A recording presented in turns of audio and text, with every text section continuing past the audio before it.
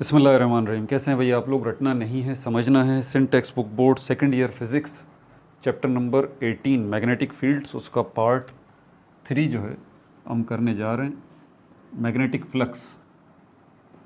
Copy pencil ले लीजिए, lecture को नोट करना है और मुस्कुराते रहना है।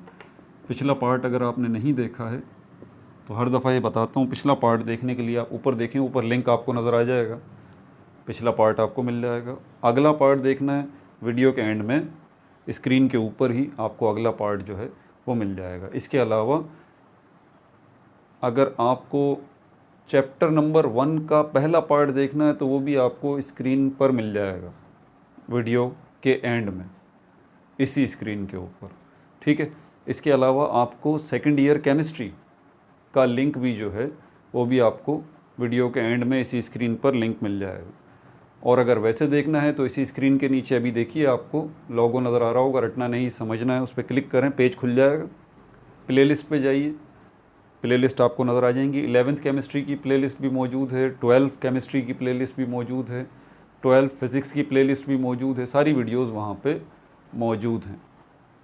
इसके अलावा matric Pakistan study, matric biology, matric mathematics, matric physics, इनकी भी प्लेलिस्ट मौजूद है। इंग्लिश लैंग्वेज की भी प्लेलिस्ट मौजूद है और बहुत सारी प्लेलिस्ट हैं, आप देखिए उसमें, ठीक है। अब थोड़ा क्विक रिव्यू कर लेते हैं। तो सेकंड ईयर केमिस्ट्री का मैं बता रहा था ख़ास तौर पे इसलिए क्योंकि 13 के 13 चैप्टर पूरे के पूरे बना के मैं ऑलरेडी अपलोड कर चुका हूँ। 12 केमिस्ट्री में आप जाएंगे तो आपको सारी चैप्टर नंबर 1 से लेके चैप्टर नंबर 13 तक सारे पार्ट्स जो हैं मिल जाएंगे आपको। जो टॉपिक बुक में मौजूद है उसके ऊपर वीडियो बनी हुई है, ठीक है। कोई टॉपिक छोड़ा नहीं है, सारी एक्सरसाइजेज, सारे सॉल्यूशंस, नॉमेनक्लेचर, ऑर्गेनिक केमिस्ट्री के, इनऑर्गेनिक केमिस्ट्री के, सब कंप्लीट जो है वो मेरे ख्याल में 140-42 वीडियोस हैं जिसमें पूरी सेकंड ईयर केमिस्ट्री जो है वो निमट रही है। तो वो आप देखिए, पार्ट 1 से शुरू हो जाइए, ठीक है। अब पिछली वीडियोस के अंदर जो हमने डिस्कस किया था, क्विक रिव्यू उसको कर लें आगे बढ़ने से पहले, वरना आपको समझ में नहीं आएगा क्या बात हो रही। सबसे पहले हमने हिस्ट्री देखी थी मैग्नेट्स की, उसके बाद हमने हिस्ट्री देखी थी इलेक्ट्रिसिटी की, उसके बाद फिर हमने हिस्ट्री जो है वो फोर्सेस की देखी थी। ये 3 हिस्ट्रीज़ को हमने शुरू में सबसे पहले पार्ट में डिस्कस किया है ताकि आपको मैग्नेटिक फील्ड का कॉन्सेप्ट समझ में आ जाए कि भाई ये मैग्नेटिक फील्ड कहाँ से आ गई। क्या इससे पहले इंसान कुछ भी नहीं करता रहा है भाई, बहुत पहले से ये मामला चलते हुए आ रहे थे, तो वो जानना आपके लिए बेहद ज़रूरी है, ठीक है। तो अब जो हम आ गए हैं इस टॉपिक के ऊपर, मैग्नेटिक फ्लक्स के ऊपर, तो ये बेसिकली है क्या। अगर इसको समझना है तो आप पहले मैग्नेटिक फील्ड जो है इसको भी दोबारा से क्विक रिव्यू कर लें। मैग्नेटिक फील्ड ये क्या है? ये स्पेस है, स्पेस अराउंड अ मैग्नेट, एक मैग्नेट के इर्द गिर्द का स्पेस है। मैग्नेट 2 तरह के होते हैं हमारे पास, परमानेंट मैग्नेट भी होता है जो लोहे का बना हुआ हो या किसी दूसरी चीज़ का बना हुआ हो। इसके अलावा इलेक्ट्रोमैग्नेट भी होता है। इलेक्ट्रिसिटी जब फ्लो कर रही होती है किसी वायर के अंदर तो वो भी मैग्नेट की तरह ही बिहेव करती है, ठीक है। यानी कि वो वायर भी मैग्नेट बन जाती है। आसान लफ्ज़ों में, जिस वायर में इलेक्ट्रिक करंट फ्लो कर रहा है, इलेक्ट्रिसिटी फ्लो कर रही है, तो ये तो परमानेंट मैग्नेट हो गया जो आप और हम जानते हैं, हाथों में उठाते हैं, खेलते हैं, उनसे बच्चे भी खेलते हैं और आप हम सब भी जानते हैं उसको, जो आयरन का बना हुआ होता है, निकल का बना हुआ होता है। दूसरा ये इलेक्ट्रोमैग्नेट होता है। इलेक्ट्रोमैग्नेट क्या है? इलेक्ट्रोमैग्नेट वो मैग्नेट जिसके अंदर इलेक्ट्रिसिटी फ़्लो कर रही हो, यानी कि आपने बिजली की तार को जो है वो एक मैग्नेट बना दिया है। और होता यही है, किसी भी बिजली की तार के अंदर, इलेक्ट्रिकल वायर के अंदर जब इलेक्ट्रिक करंट फ़्लो कर रहा होता है तो वो क्या बन जाता है? वो बिल्कुल एग्जैक्ट मैग्नेट की तरह बिहेव करता है और ये मैग्नेट जो है वो इलेक्ट्रोमैग्नेट कहलाता है। समझ में आ गई बात आपको? तो ये 2 किस्म के मैग्नेट्स हैं। तो यहाँ पर अगर आप परमानेंट मैग्नेट की बात करेंगे, इस तरह का प्लस माइनस ले लें आप, इसके इर्द गिर्द भी स्पेस मौजूद है, इनविजिबल स्पेस, जिसको हम क्या कहते हैं? मैग्नेटिक फील्ड कहते हैं। और ये एक वायर है, ठीक है, एक वायर है जिसमें इलेक्ट्रिक करंट जो है वो फ्लो कर रहा है। इसके इर्द गिर्द भी सर्क्यूलर फील्ड मौजूद है। तो यहाँ पर भी मैग्नेटिक फील्ड मौजूद है इस वायर के इर्द गिर्द जिसमें इलेक्ट्रिक करंट फ्लो कर रहा है, ठीक है। और यहाँ पर भी इस मैग्नेट के इर्द गिर्द ये फील्ड मौजूद है। ठीक है भाई, ये हमारा अब ये वायर, ये बिजली की तार हमारी क्या कहलाएगी? इलेक्ट्रोमैग्नेट कहलाएगी। ये बिजली की तार जिसमें इलेक्ट्रिसिटी फ्लो कर रही है, ये बात जहन में रखिएगा। तो ये भी एक मैग्नेट है और ये भी एक मैग्नेट है, परमानेंट मैग्नेट ये कहलाता है, वो इलेक्ट्रोमैग्नेट कहलाता है, क्योंकि ये वक्ती तौर पे होता है, ये परमानेंट नहीं होता। जैसे ही आपने बिजली का कनेक्शन ख़त्म किया, ठीक है, स्विच आपने बंद किया, अब ये एक तार रह जाएगी सिर्फ, ये मैग्नेट नहीं रहेगा। ठीक है, तो इसीलिए ये टेम्पररी होता है, ये परमानेंट होता है। अच्छा, मैग्नेटिक फील्ड क्या है? स्पेस की बात होगी। अब इसी ये मैग्नेटिक फील्ड जो है, इसी की वजह से एक फोर्स क्रिएट होती है जिसको मैग्नेटिक फोर्स कहते हैं, मैग्नेटिक फोर्स। ठीक है, ये मैग्नेटिक फोर्स जो है वो अट्रैक्टिव भी होती है, रिपल्सिव भी होती है। पिछली वीडियोस में तफसील से हम इस पर बात कर चुके हैं। तो ये जो परमानेंट मैग्नेट है, इसका जो ये मैग्नेटिक फील्ड है, इसके अंदर भी ये मैग्नेटिक फोर्स मौजूद है। और ये जो टेम्पररी इलेक्ट्रोमैग्नेट है, इसके इर्द गिर्द जो मैग्नेटिक फील्ड है, इस मैग्नेटिक फील्ड के अंदर भी क्या मौजूद है? ये मैग्नेटिक फोर्स जो है वो मौजूद है। समझ में आ रही है बात आपको? तो ये मैग्नेटिक फोर्स यहाँ पर भी है, ये मैग्नेटिक फोर्स यहाँ पर भी। ये जो मैग्नेटिक फोर्स है, इसको हम रिप्रेजेंट करते हैं लाइंस से, लाइंस से। तो इसको हम कहते हैं magnetic force line, magnetic force line. ठीक है, मैग्नेट की बात हो गई, उसके बाद मैग्नेट से मैग्नेटिक फील्ड की बात हो गई, मैग्नेटिक फील्ड के अंदर मैग्नेटिक फोर्स की बात हो गई, और फोर्स मैंने आपको बता दिया कि ये लाइंस से हम रिप्रेजेंट करते हैं इस फोर्स को, इस फोर्स को हम लाइन से रिप्रेजेंट करते हैं, और इसीलिए इसको हम कहते हैं, इन लाइंस को हम कहते हैं magnetic force lines, magnetic force lines. अब जहाँ पर ये मैग्नेटिक फोर्स मौजूद है, जहाँ जहाँ पर ये मैग्नेटिक फोर्स मौजूद है, वहाँ पर ये मैग्नेटिक फोर्स लाइंस मौजूद हैं। क्या कहा मैंने? जहाँ तक मैग्नेटिक फोर्स मौजूद है, वहाँ तक मैग्नेटिक फोर्स लाइंस मौजूद हैं। और मैग्नेटिक फोर्स कहाँ तक मौजूद है? जहाँ तक मैग्नेटिक फील्ड मौजूद है। आपने तीनों चीज़ों का कनेक्शन देखा, यानी कि मैग्नेटिक फील्ड की जो रेंज है, जैसे कि ये परमानेंट मैग्नेट है, इसकी रेंज ये है, इस मैग्नेट के इर्द गिर्द का ये सर्कुलर इनविजिबल स्पेस सारा का सारा ये मैग्नेटिक फील्ड है। और इसी मैग्नेटिक फील्ड के अंदर ये मैग्नेटिक फोर्स है, यहाँ पर भी ये फोर्स मौजूद है, यहाँ पर भी फोर्स मौजूद है, यहाँ पर भी, यहाँ पर भी, यहाँ पर भी। किस शक्ल में मौजूद है? लाइंस की शक्ल में मौजूद, ये इस तरह। और ये लाइंस जो हैं क्या कहलाएंगी? क्योंकि ये फोर्स लाइंस हैं, इसीलिए इन लाइंस को हम कहते हैं मैग्नेटिक फोर्स लाइंस।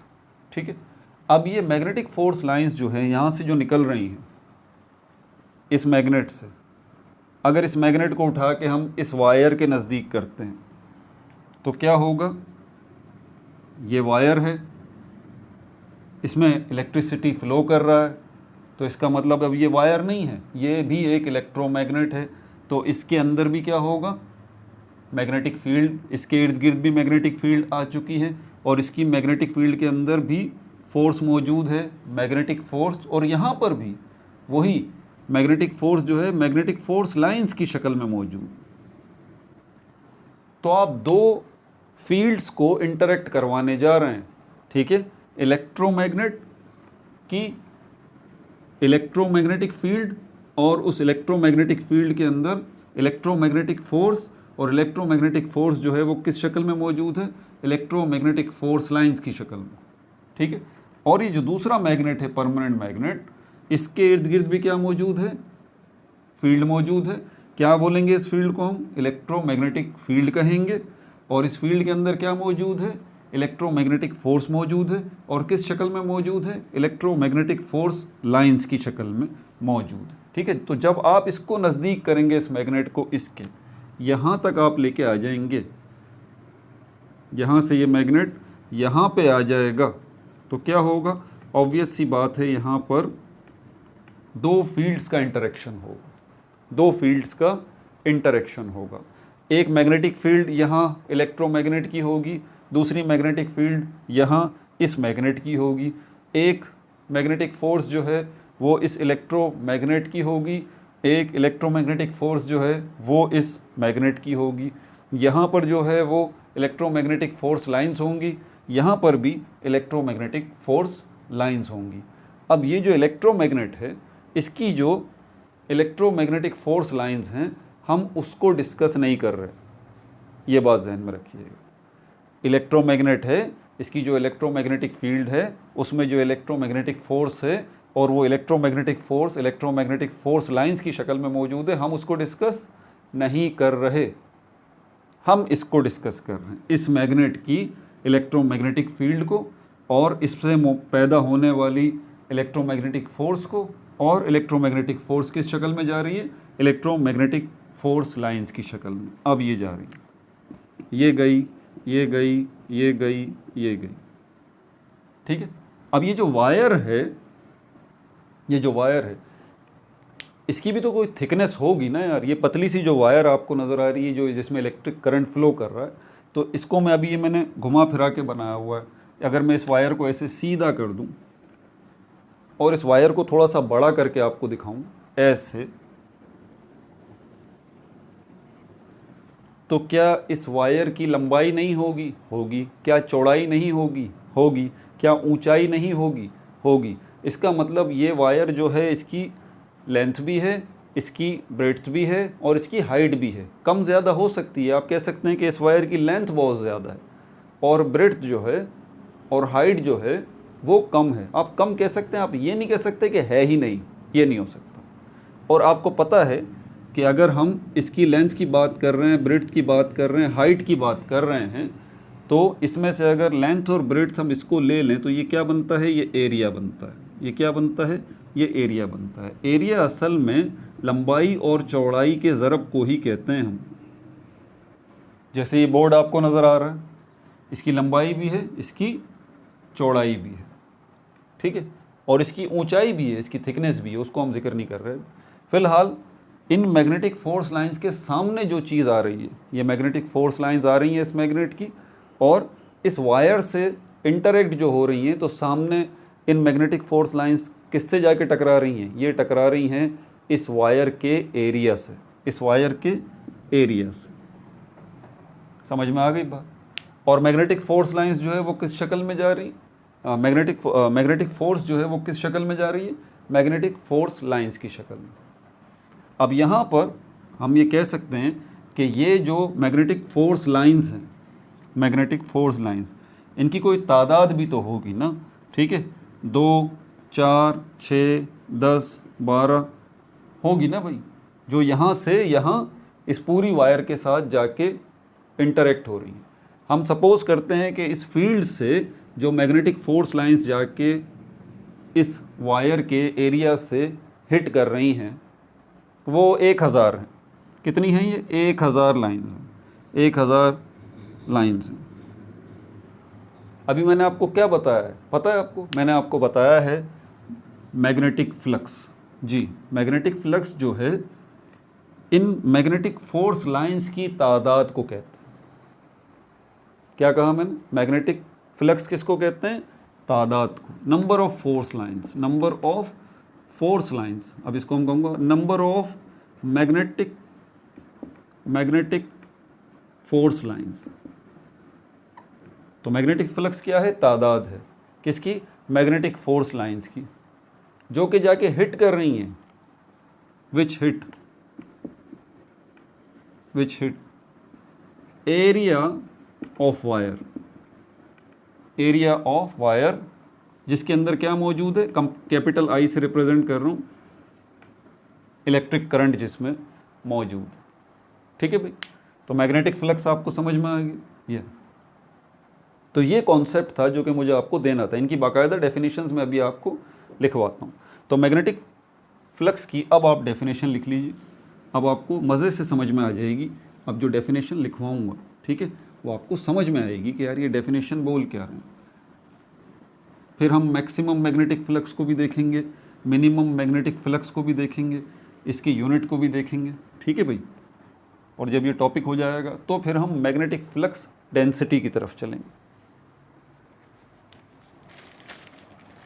तो मैग्नेटिक फ्लक्स क्या है, इसकी डेफिनेशन नोट कर लें। डेफिनेशन, अब देखें डेफिनेशन आप समझ के याद करेंगे। डेफिनेशन, लॉस, थ्योरी, इनके हवाले से मैं बात कहता हूँ, इनको एज इट इज़ याद करें आप, मतलब इनको रट लें। मैं कहता हूँ रटना नहीं, समझना है, लेकिन आप इनको रटें, क्योंकि बड़े कैलकुलेटेड वर्ड होते हैं डेफिनेशंस के अंदर, लॉस के अंदर, ठीक है। लेकिन याद ऐसे नहीं करें, समझ के करें, ठीक है। तो इसकी डेफिनेशन क्या है, number of magnetic lines, number of magnetic lines of force, magnetic lines of force passing through an area, passing through an area held perpendicular, held perpendicular. Perpendicular को आपने समझना है ना, इसका आसान सा कॉन्सेप्ट है। सामने, सामने, मेरे सामने ये शीट नज़र आ रही है, बिल्कुल आपके सामने ये बोर्ड नज़र आ रहा है, मैं आपको सामने नज़र आ रहा हूँ, सामने, आसान सा मतलब है जो कि परपेंडिकुलर हो, सामने, बस टेंशन नहीं लेना। तो ये क्या कह रहा है, number of magnetic lines of force, magnetic lines of force की वो तादाद पासिंग थ्रू एन एरिया, जो कि पास हो रही हैं एक एरिया से। अब ये एरिया किसका है, जिस चीज़ का भी हो, यहाँ तो हमने वायर को देखा है, वायर को देखा है, और वो एरिया जिस चीज़ का भी होगा उसको आपने हेल्ड, उस चीज़ को पकड़ रखा होगा, उस चीज़ को रोके रखा होगा, किसके सामने, इनके सामने, number of magnetic lines of force के सामने रखा हुआ होगा। An area held perpendicular to it, held perpendicular to it, ठीक है भाई। सामने आपने उस चीज़ को पकड़ के रखा होगा जिसका एरिया आप ले रहे हैं, और किस चीज़ का एरिया हम यहाँ पे देख रहे हैं, वायर का, ठीक है भाई। हाउ टू कैलकुलेट, अब कैलकुलेट कैसे करेंगे, how to calculate, how to calculate magnetic flux. ये जो मैग्नेटिक फोर्स लाइंस की तादाद है जिसको मैं मैग्नेटिक फ्लक्स कह रहा हूँ, ये कैलकुलेट कैसे करेंगे, how to calculate magnetic flux, by taking, by taking, by taking क्या चीज़ लेंगे, dot product, dot product, dot product लेंगे। स्केलर और वेक्टर आपने पढ़े होंगे ना, by taking dot product between, दो चीज़ों के दरमियान आप डॉट प्रोडक्ट लेंगे। पहली चीज़ क्या होगी, मैग्नेटिक फील्ड, मैग्नेटिक फील्ड जो होगी उसको आप लेंगे, मैग्नेटिक फील्ड, और आपको पता है मैग्नेटिक फील्ड को हम कैपिटल बी से रिप्रेजेंट करते हैं, ठीक है। दूसरी चीज़ क्या होगी, area vector, area vector, area vector जिसको हम कैपिटल एल से रिप्रेजेंट करते हैं, बल्कि कैपिटल ए से रिप्रेजेंट करते हैं, यही है ना।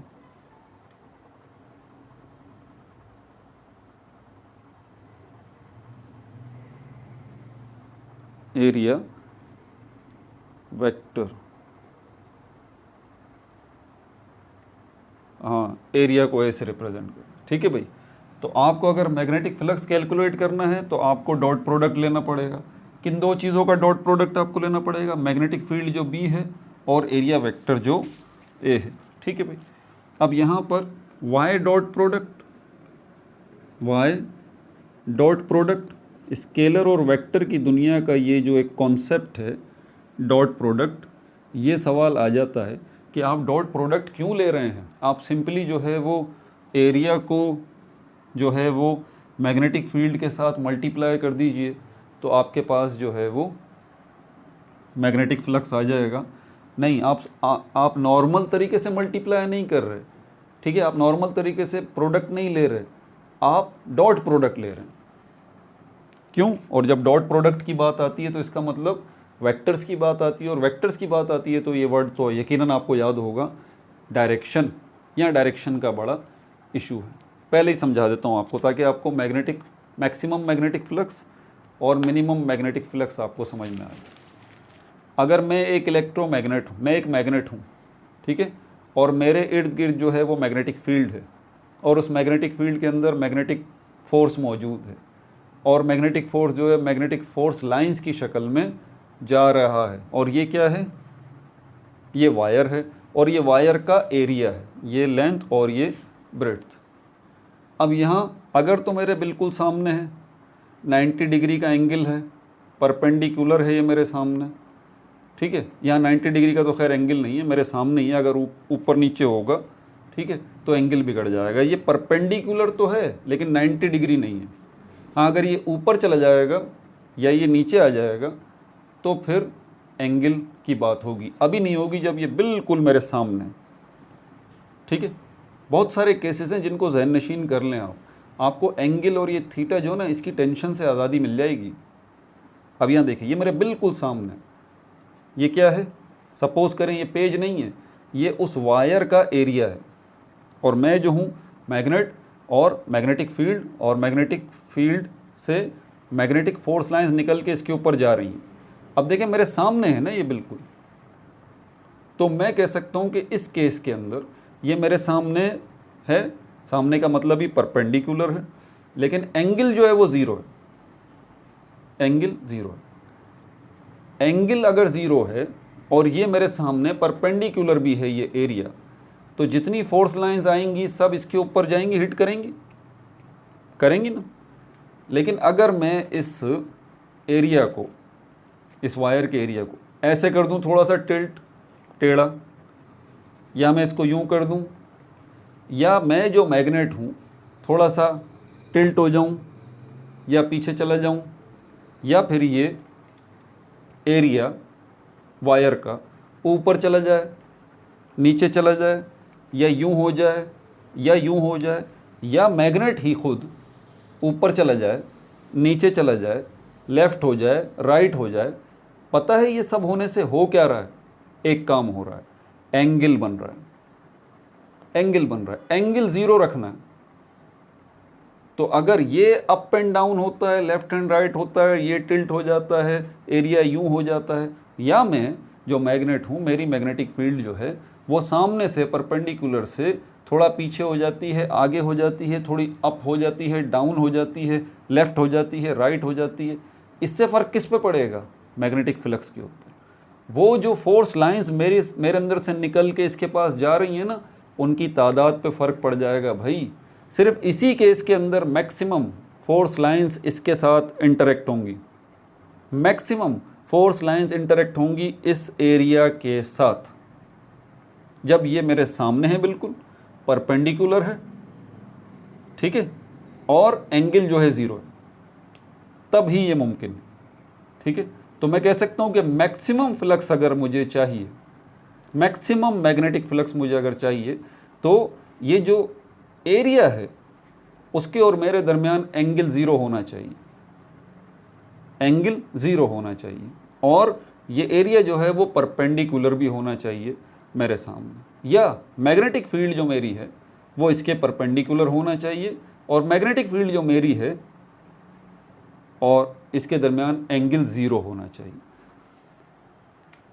तो अगर आपको, और अगर मैं इसको यूं कर दूं, अब क्या होगा, अब देखें मैग्नेटिक फोर्स लाइंस जो निकलेंगी, मैग्नेटिक फोर्स लाइंस का एरिया के साथ हिट करना ज़रूरी है। ऐसे अगर है तो मैग्नेटिक फोर्स लाइंस इस एरिया को हिट कर रही हैं ना, हिट कर रही हैं, और अगर ये यूं कर देता हूं मैं ऐसे, तो क्या होगा, अब मेरे अंदर से जो मैग्नेटिक फोर्स लाइंस निकल रही हैं वो इसके ऊपर से जाएंगी, ऊपर से जाएंगी, टकराएंगी ही नहीं। तो इसका मतलब क्या हुआ, जब टकराएंगी ही नहीं तो मैग्नेटिक फोर्स लाइंस टकरा ही नहीं रही, तो मैग्नेटिक फ्लक्स क्या होगा, मैग्नेटिक फ्लक्स ज़ीरो हो जाएगा भाई, क्योंकि टकरा ही नहीं रही। कोई भी, इतनी सारी मेरे अंदर से जो मैग्नेटिक फोर्स लाइंस निकल रही हैं वो इसके ऊपर से जा रही हैं, यहाँ से जा रही हैं, यहाँ से जा रही हैं, यहाँ से जा रही हैं, इससे बहुत थोड़ी हिट कर पा रही हैं, तो अगर मुझसे पूछा जाए कि मैग्नेटिक फोर्स लाइंस कितनी इसको हिट कर रही हैं, तादाद बताइए, तो मैं कहूँगा भाई 100 जा रही हैं तो 100 में से कोई 2 इससे हिट कर रही हैं, बस थोड़ी सी, बाकी सारी ऊपर से गुजर रही हैं, यहाँ से गुजर रही हैं, यहाँ से। वजह क्या है? क्योंकि अब ये एरिया परपेंडिकुलर नहीं है, अब ये एरिया जो है अब मुझसे 90 डिग्री के एंगल पर है, 90 डिग्री के एंगल पर है। अब एंगल इन्वॉल्व हो गया है, समझ आ गई बात? और जब एंगल की बात आती है, एंगल की बात आती है तो थीटा की बात आती है। और ये एंगल और थीटा बेसिकली है क्या? ये डायरेक्शन है भाई, ये डायरेक्शन है। और जब डायरेक्शन की बात आएगी तो वेक्टर की बात आएगी, और वेक्टर की बात आएगी तो वेक्टर के एक कॉन्सेप्ट की बात आएगी जिसको हम कहते हैं डॉट प्रोडक्ट। Dot product. और डॉट प्रोडक्ट ही क्यों आएगा, क्रॉस प्रोडक्ट क्यों नहीं आएगा? वजह इसकी ये है क्योंकि यहाँ पर दोनों मैग्नेटिक फील्ड और एरिया वेक्टर, इनको आप मल्टीप्लाई कर रहे हैं, इनको आप मल्टीप्लाई कर रहे हैं, ठीक है? तो ये डॉट प्रोडक्ट इन्वॉल्व होगा इसके अंदर। तो अगर आपसे पूछा जाए वाई डॉट प्रोडक्ट, कि भाई डॉट प्रोडक्ट आप क्यों ले रहे हैं? बाय टेकिंग डॉट प्रोडक्ट, के अगर आपको मैग्नेटिक फ्लक्स को कैलकुलेट करना है तो आपको डॉट प्रोडक्ट लेना पड़ेगा मैग्नेटिक फील्ड बी और एरिया वेक्टर ए के दरमियान। तो क्यों लेना पड़ेगा डॉट प्रोडक्ट? ये इसलिए लेना पड़ेगा क्योंकि यहाँ पर एंगल का इशू है, थीटा का इशू है, और एंगल और थीटा बेसिकली डायरेक्शन को ही कहते हैं, ठीक है? और डायरेक्शन की अगर आ जाए तो वेक्टर की बात होगी, और वेक्टर की बात होगी तो वेक्टर के इस कॉन्सेप्ट की बात होगी डॉट प्रोडक्ट की, ठीक है? और अब इसका, ये तो मैंने आपको एक्सप्लेनेशन दे दी, अब इसका एक्चुअल जवाब भी लिख लीजिए। आप गौर करें तो मैंने आपको मैक्सिमम मैग्नेटिक फ्लक्स और मिनिमम मैग्नेटिक फ्लक्स भी समझा दिया, सिर्फ उसके अभी नोट्स लेने बाकी हैं, वो नोट्स मैं अभी बताता हूँ आपको। Why dot product? It ensures that, it ensures that, ये डॉट प्रोडक्ट जो है वो एंश्योर करता है, ensures that magnetic lines, magnetic lines must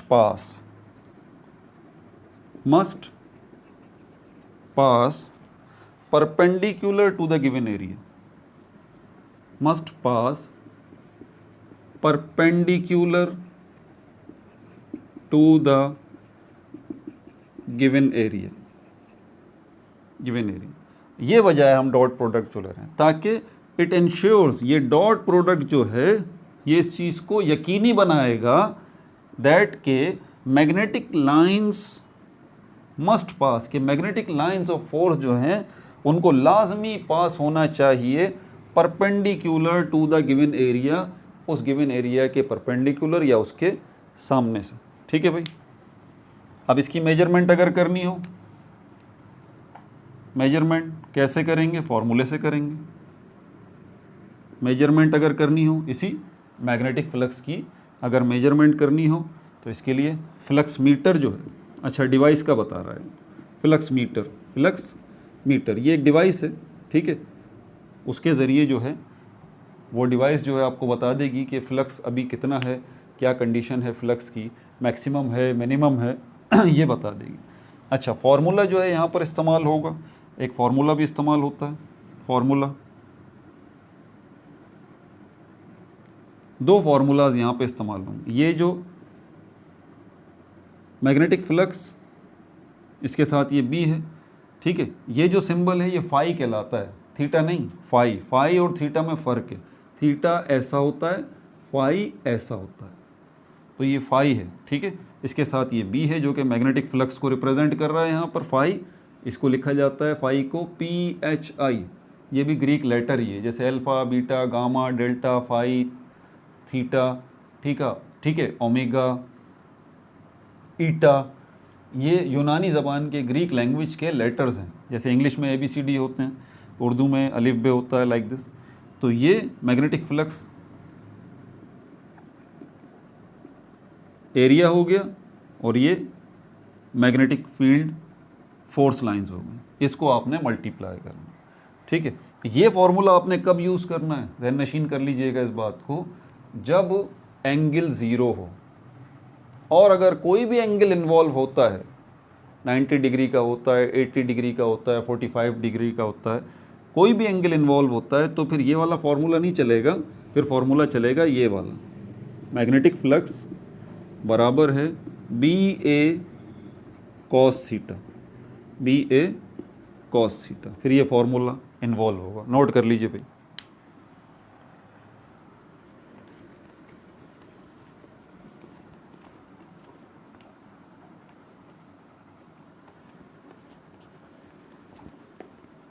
अब टाइप्स ऑफ मैग्नेटिक फ्लक्स हमारे पास मैक्सिमम मैग्नेटिक फ्लक्स जो है और minimum magnetic flux.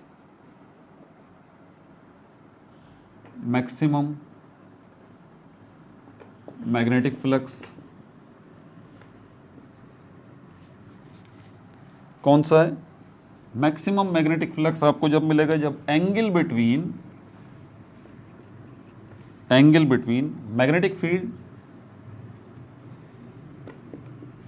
Magnetic field B and area vector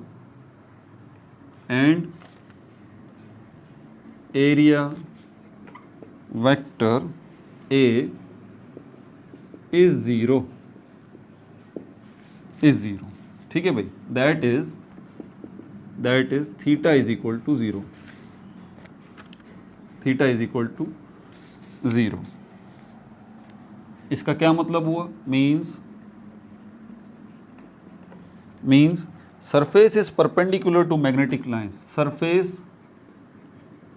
surface किसकी? वायर की, ठीक है। सरफेस इज, जो वायर की सरफेस है वो परपेंडिकुलर है, सामने है बिल्कुल, perpendicular to magnetic lines, to magnetic lines of force, magnetic lines of force, ठीक है भाई। इसकी पिक्चर भी बनी हुई है इस तरह से, यूं ये देखें, ये एरिया है, ठीक है, और ये मैग्नेटिक फोर्स लाइंस जो है इसको ऐसे क्रॉस कर रही हैं, ठीक है भाई। तो ये एरिया हो गया, और ये जो आपको लाइंस जाती हुई नज़र आ रही हैं ये magnetic force lines. Minimum magnetic flux,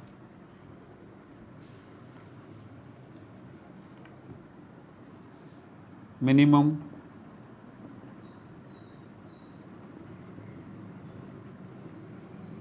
magnetic flux, इसके लिए क्या होगा भाई? यही सब कुछ है जो मैंने ऊपर लिखा हुआ है, angle between magnetic field and area vector is 90 degree, is 90 degree, that is 90 degree, ठीक है भाई। इसका रिजल्ट आपको क्या मिलेगा अगर ऐसा होगा? तो अभी मैंने आपको समझाया था, force lines do not pass through, force lines do not pass through area, force lines जो हैं वो एरिया में से पास ही नहीं होंगी भाई, ठीक है। यूनिट ऑफ मैग्नेटिक फ्लक्स, इसकी यूनिट की बात करें अगर, तो unit of magnetic flux SI unit जो है, SI यूनिट इसका, ठीक है, ये वेबर कहलाता है, वेबर ये साइंटिस्ट के नेम पर है जिसने इसको मैग्नेटिक फ्लक्स को डिस्कवर किया था, ठीक है। एब्रीविएटेड फॉर्म में इसको हम WB लिखते हैं, ठीक है। हैंस लिहाजा वंस वेबर जो है, वन वेबर किसके बराबर है? न्यूटन मीटर पर एरिया के, न्यूटन मीटर पर एरिया के।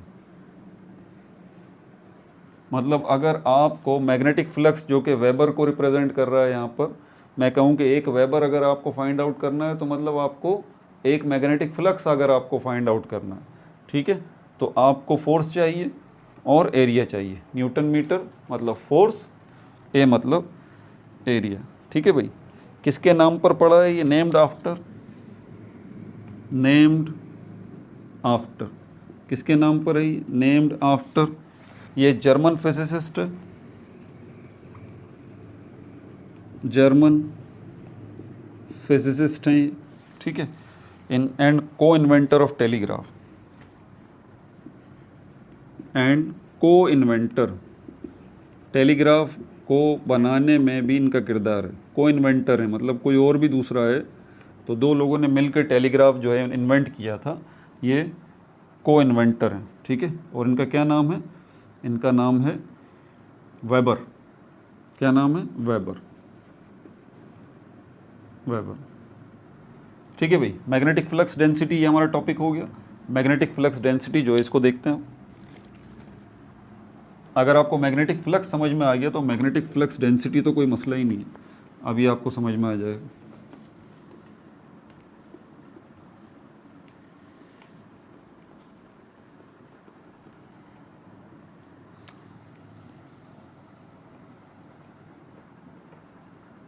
मैग्नेटिक फ्लक्स डेंसिटी, आप डेंसिटी का कॉन्सेप्ट समझ लें, आपको मैग्नेटिक फ्लक्स डेंसिटी समझ में आ जाएगा। डेंसिटी का फॉर्मूला क्या है? डेंसिटी जो है वो किसके बराबर है? Mass upon volume. ऐसे ही ये वॉल्यूम क्या होता है? वॉल्यूम का मतलब होता है length multiply by breadth multiply by height. Mass क्या है? इसको हम कहते हैं quantity of matter, quantity of matter in a body. यार देखो आसान सी बात है, इसको ज़रा समझ लो। ये मार्कर है, ये एक वजूद है, ये एक बॉडी है ना, ठीक है, इसका मास भी है कोई।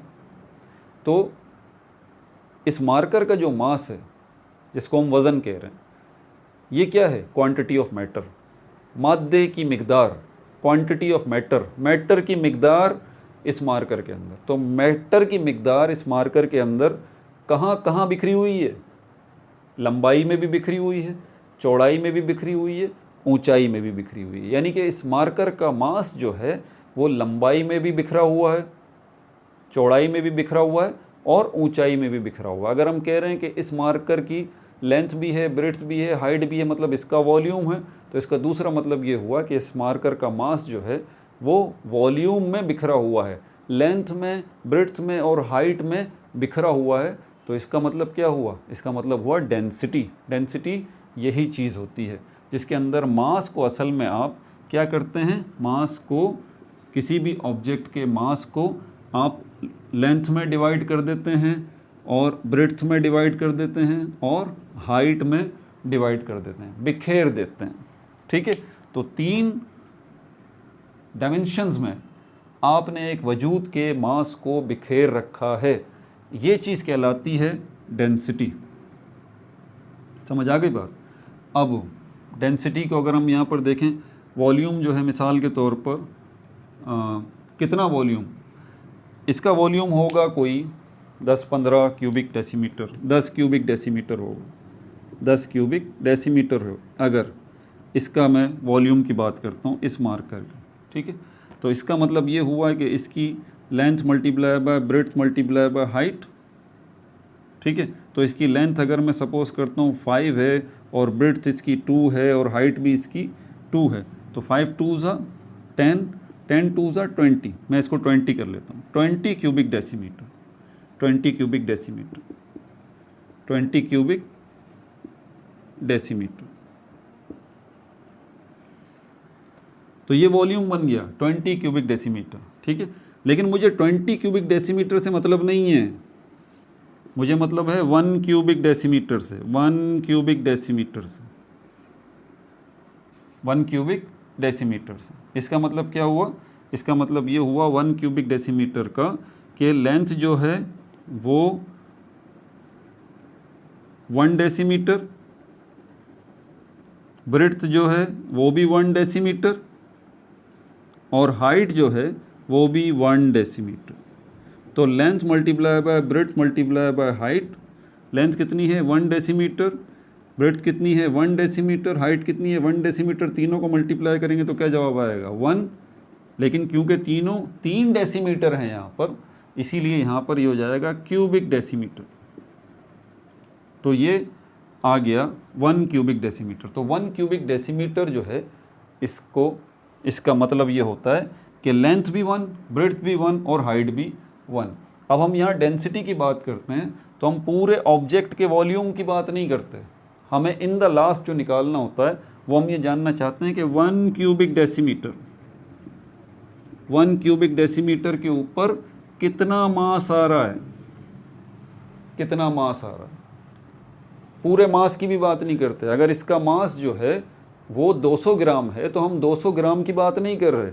अगर इसका वॉल्यूम जो है वो 20 क्यूबिक डेसीमीटर है तो हम 20 क्यूबिक डेसीमीटर की भी बात नहीं कर रहे। हम ये जानना चाहते हैं कि 1 क्यूबिक डेसीमीटर के ऊपर कितना मास आ रहा है। सपोज करते हैं कि 1 क्यूबिक डेसीमीटर जो है उसके ऊपर मास कितना आ रहा है, 5 ग्राम।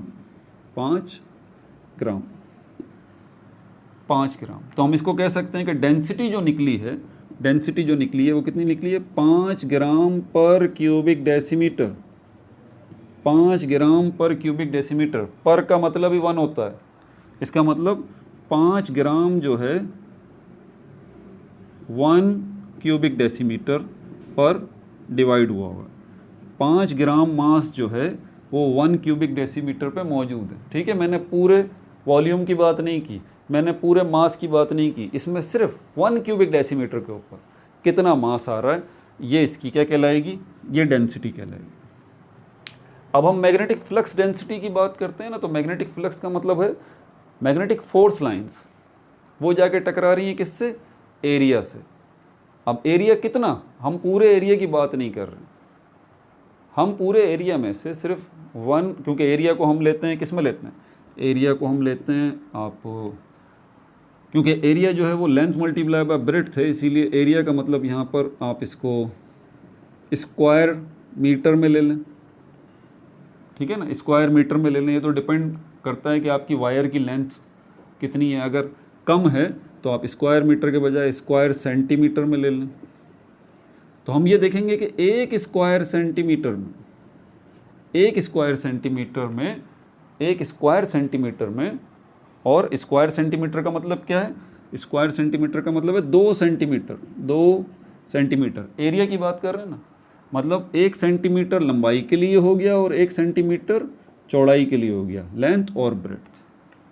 1 सेंटीमीटर लंबाई में और 1 सेंटीमीटर चौड़ाई में कितनी मैग्नेटिक फोर्स लाइंस जाके हिट कर रही हैं, वायर की। वायर का जो एरिया है उसके अंदर 1 स्क्वायर मीटर या 1 स्क्वायर सेंटीमीटर के अंदर कितनी मैग्नेटिक फोर्स लाइंस जाके हिट कर रही हैं, 10 कर रही हैं, 20 कर रही हैं, 500 कर रही हैं, ये चीज़ कहलाती है मैग्नेटिक फ्लक्स डेंसिटी।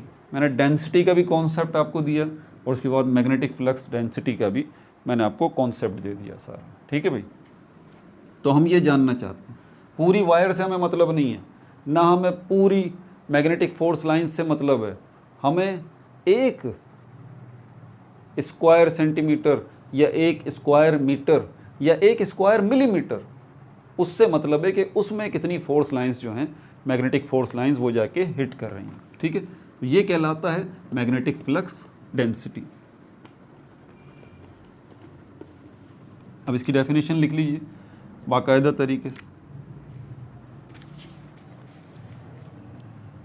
पहले ये वाला फॉर्मूला, इसका फॉर्मूला है, इसके लिए आपको मैग्नेटिक फील्ड को जो है वो IL,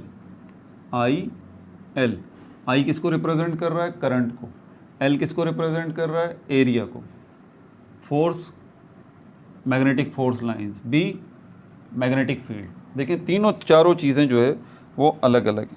ठीक है, तो ये क्या है, इसकी डेफिनेशन की तरफ चलें हम। Magnetic force experienced bye, force यानी कि magnetic force, force experienced bye, force experienced per unit length, force experienced bye पर यानी कि 1 यूनिट लेंथ, यूनिट लेंथ मतलब 1 क्यूबिक सेंटीमीटर ले लें, 1 स्क्वायर सेंटीमीटर ले लें।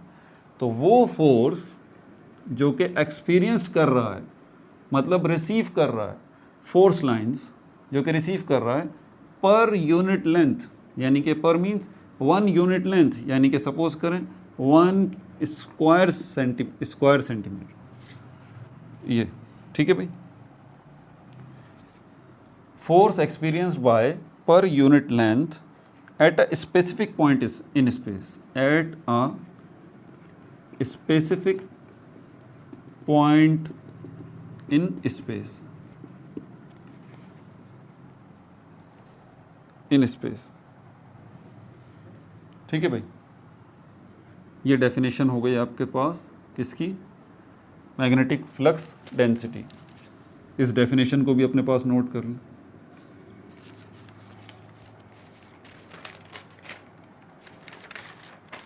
बार मैग्नेट होते हैं हमारे पास, बार मैग्नेट हमारे पास ये होते हैं, इस किस्म की बार होती है, ठीक है।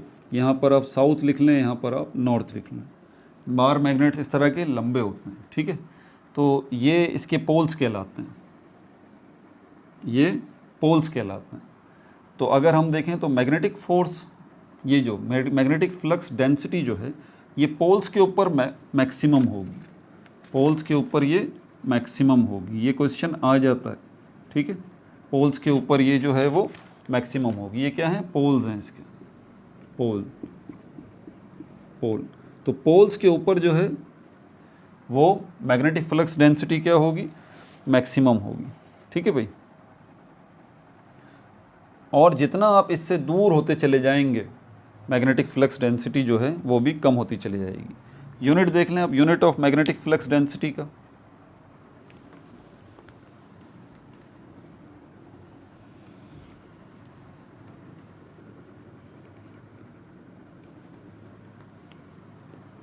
मैग्नेटिक फ्लक्स डेंसिटी क्या है मैंने आपको ये भी बता दिया, ठीक है। इसका यूनिट देख लें, यूनिट SI यूनिट टेस्ला है इसका, SI यूनिट जो है वो क्या है, टेस्ला। नेम्ड आफ्टर, ये बड़े मशहूर साइंटिस्ट हैं और मेरे फेवरेट हैं भाई, नेम्ड आफ्टर, और साइंस की दुनिया के जितने लोग हैं वो इनकी काबिलियत को मानते हैं। निकोला टेस्ला, नेम्ड आफ्टर, ये सर्बियन अमेरिकन इन्वेंटर थे, Serbian American, Serbian American inventor थे। इनका नाम था Nikola Tesla, Nikola Tesla.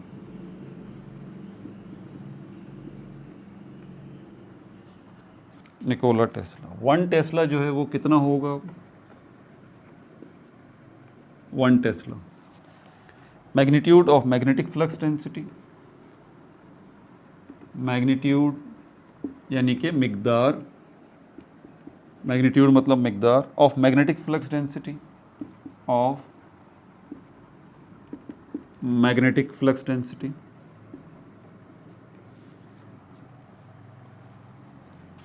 When,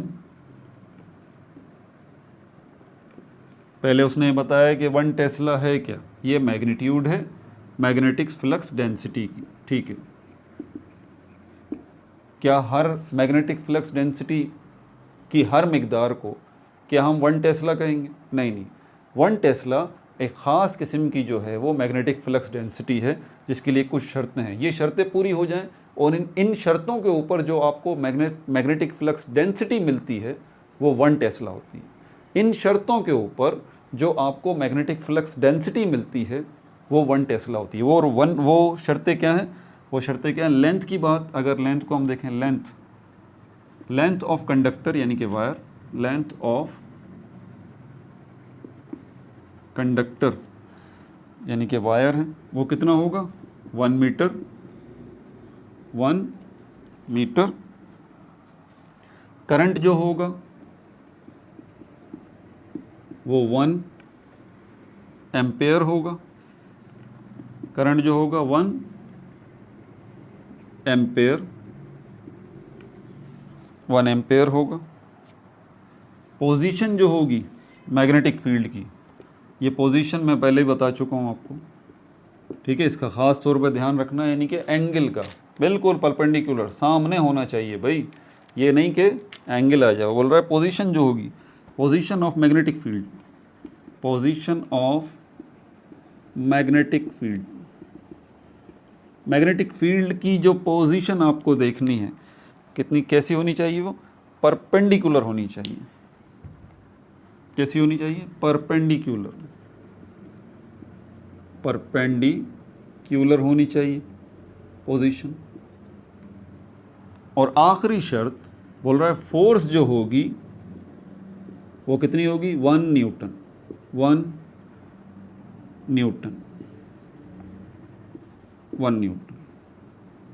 तो अगर ये सारी शर्तें पूरी हो जाएं तो आपसे अगर कोई पूछे कि भाई ये मैग्नेटिक फ्लक्स जो है, ठीक है, ये नंबर, ये मैग्नेटिक फ्लक्स डेंसिटी जो है, ठीक है, ये जो मैग्नेटिक फ्लक्स यानी कि फोर्स लाइंस जो हैं, मैग्नेटिक फोर्स लाइंस जो जाके हिट कर रही हैं उस कंडक्टर की लंबाई, चौड़ाई और ऊंचाई के ऊपर, लेंथ, ब्रेड्थ और हाइट के ऊपर, यानी कि उसके वॉल्यूम के ऊपर, जो ये मैग्नेटिक फोर्स लाइंस जाके हिट कर रही हैं उसके वॉल्यूम के ऊपर 1 क्यूबिक डेसीमीटर हो या फिर 1 जो है वो मीटर हो या 1 क्यूबिक मिलीमीटर हो, ठीक है, उसके ऊपर जाके जो हिट कर रही हैं तो उसको आप टेस्ला के नाम से रिप्रेजेंट करते हैं, टेस्ला, ठीक है। मैग्नेटिक फ्लक्स डेंसिटी इतने टेस्ला है, इतने टेस्ला है, इतने टेस्ला है, ठीक है। लेकिन अगर 1 टेस्ला आपसे पूछा जाए कि ये कितनी मिकदार है, ये कितनी मैग्नेटिक फ्लक्स डेंसिटी है,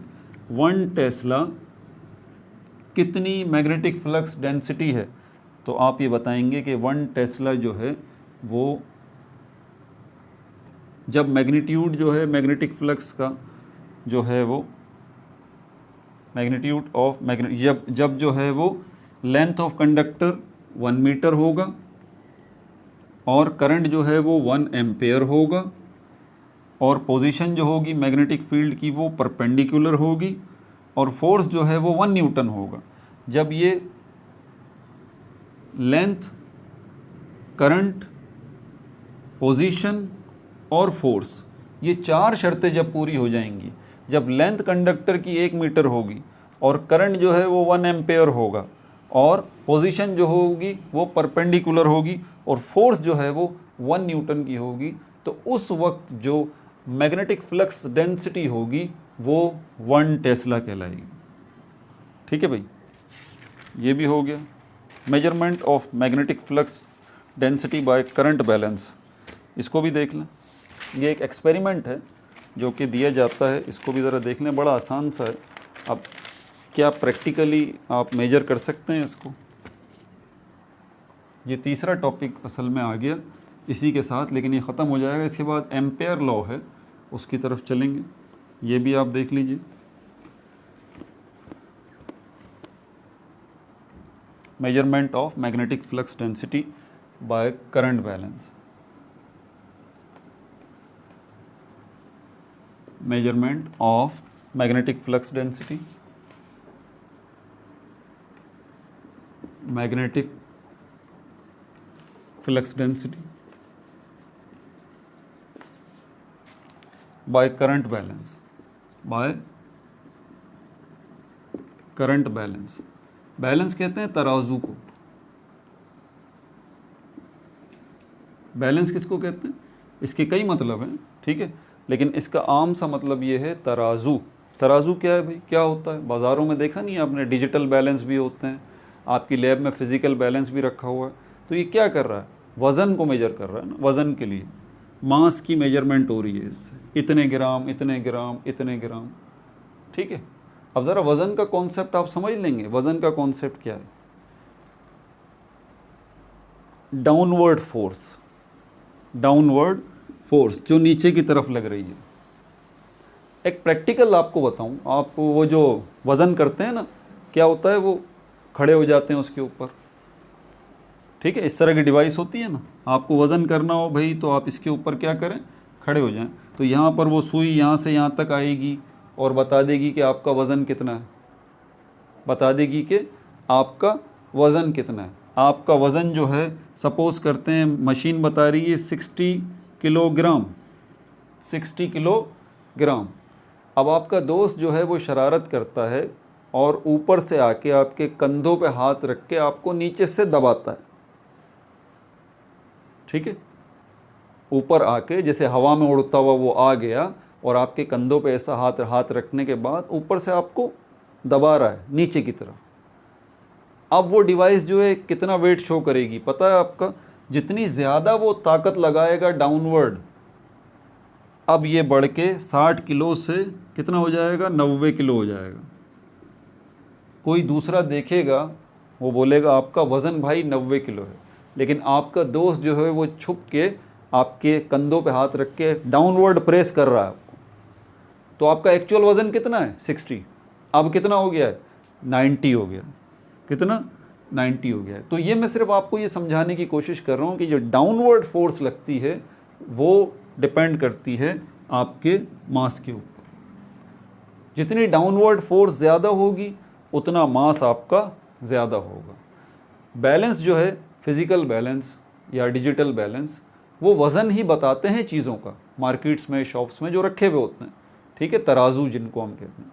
ये जो बैलेंस है ये करंट बैलेंस है, इलेक्ट्रिक करंट। यहाँ पर इलेक्ट्रिक करंट कोई ऐसा काम करेगा जिसका असर पड़ेगा इस बैलेंस के ऊपर, जिसका असर पड़ेगा इस बैलेंस के ऊपर। इलेक्ट्रिक करंट की वजह से बैलेंस के ऊपर असर पड़ेगा और बैलेंस जो है अब वज़न ज़्यादा बताएगा या कम बताएगा, ये डिपेंड किस पे करेगा, इस करंट के ऊपर, इस इलेक्ट्रिक करंट के ऊपर। ये कैसे होगा मैं आपको बताता हूँ। ये आपने फिज़िकल बैलेंस लिया हुआ है, ठीक है, फिज़िकल बैलेंस आपने लिया और इसके ऊपर 2 मैग्नेट्स आपने रख दिए, 2 मैग्नेट्स रख दिए आप, ठीक है, 2 मैग्नेट्स। ये भी मैग्नेट पे आपको पता है एक मैग्नेट के ऊपर नॉर्थ और साउथ इस तरह से लिखा होता है, नॉर्थ और साउथ एक ही मैग्नेट के ऊपर। लेकिन ये जो आपने मैग्नेट 2 लिए हैं, इसमें इसके साउथ वाली साइड को इसके नॉर्थ वाली साइड की तरफ आपने रखना है, ऐसे। ये आमने सामने होंगे, इनमें अट्रैक्शन जनरेट होगी, इसमें कोई शक की बात नहीं है। लेकिन हम फिलहाल इनको अट्रैक्ट नहीं होने देंगे, हम इनको रोक देंगे किसी तरह से कि यहाँ पर एक दूसरे से चिपकेंगे नहीं।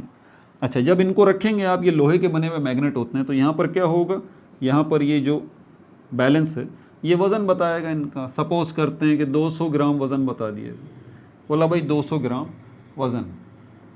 अब इसी के बीच में यहाँ जो एक वायर है, ठीक है, आपने ऐसा सिस्टम किया हुआ है कि ये बीच में एक वायर आ गई और इस वायर के साथ ऊपर आपने इस वायर को कनेक्ट कर दिया एक बैटरी के साथ।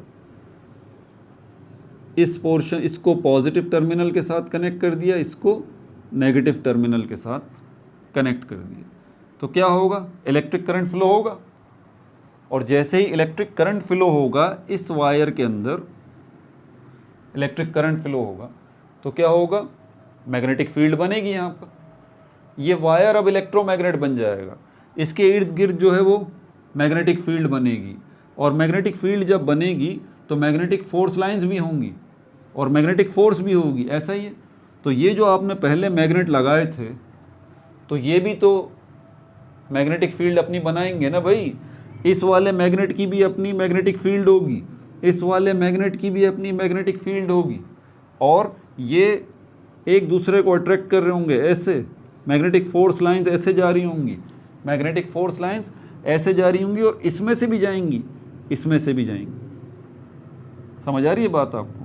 तो ये मैग्नेटिक फोर्स लाइंस जो है वो जा रही होंगी, वो इस वायर के अंदर से भी जा रही होंगी। तो वायर जो है, ऑब्वियस सी बात है, मैग्नेटिक फोर्स लाइंस जो हैं वो वायर के एरिया में से गुजरेंगी। तो इसका क्या मतलब हुआ, magnetic flux, magnetic flux density, यही मतलब है ना इसका। तो ये जो फोर्स लाइंस जब इस वायर को क्रॉस करेंगी, वायर के एरिया को क्रॉस करेंगी, तो ये हमारे पास मैग्नेटिक फ्लक्स डेंसिटी जो है वो आ जाएगी।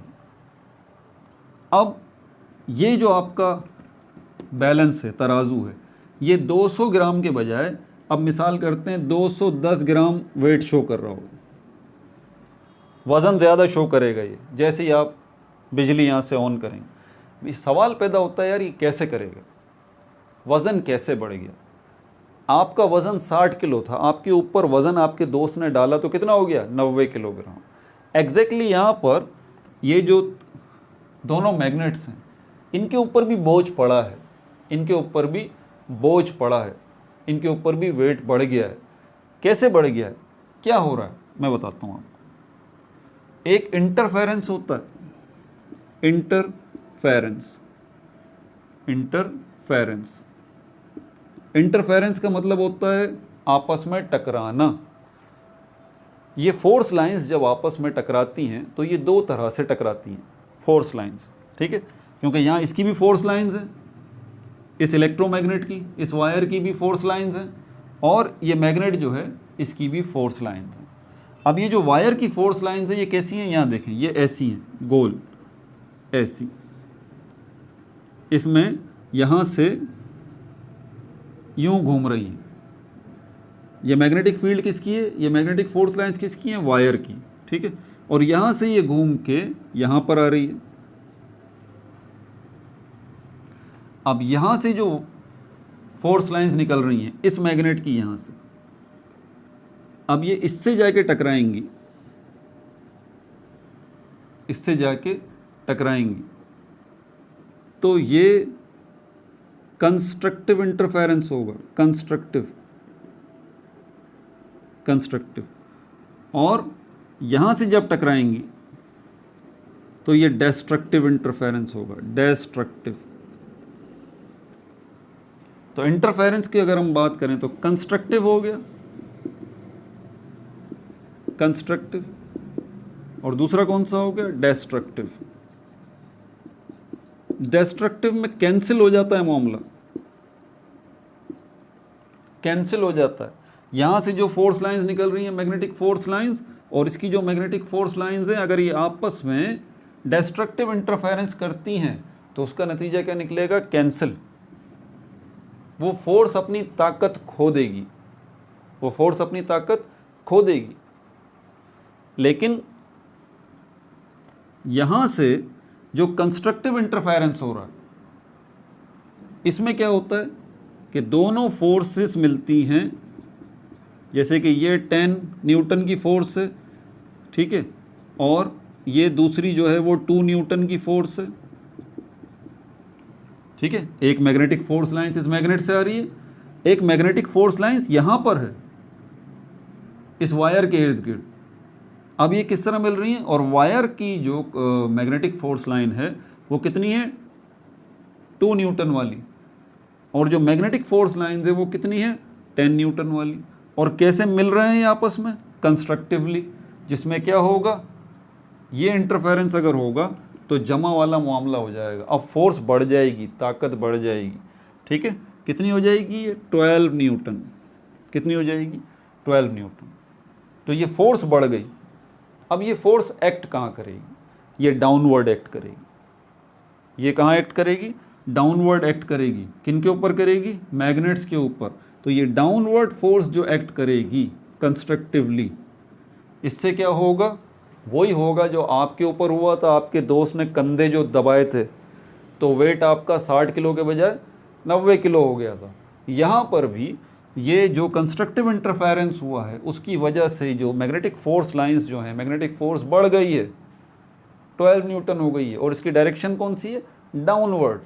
इसकी वजह से प्रेशर किसके ऊपर पड़ेगा, इन मैग्नेट्स पे पड़ेगा। ये मैग्नेट्स नीचे जो है वो आ जाएंगे, नीचे पुश करेंगे, और यहाँ पर आपका फिजिकल बैलेंस पहले 200 ग्राम वज़न बता रहा था, अब कितना बता रहा है, 210। तो ये जो अब आपको फ़र्क यहाँ मिला है 10 ग्राम का, ये आपको मास मिल गया, ये आपको मास मिल गया। मास मिल गया है तो इसका मतलब वेट का फॉर्मूला क्या है, W = mg। मास आपको 10 ग्राम मिल गया है, फोर्स ऑफ ग्रेविटी कितनी है, 9.8 मीटर पर सेकंड। तो ये वेट आपको यहाँ से पता लग जाएगा। वेट असल में फोर्स की ही एक टाइप है।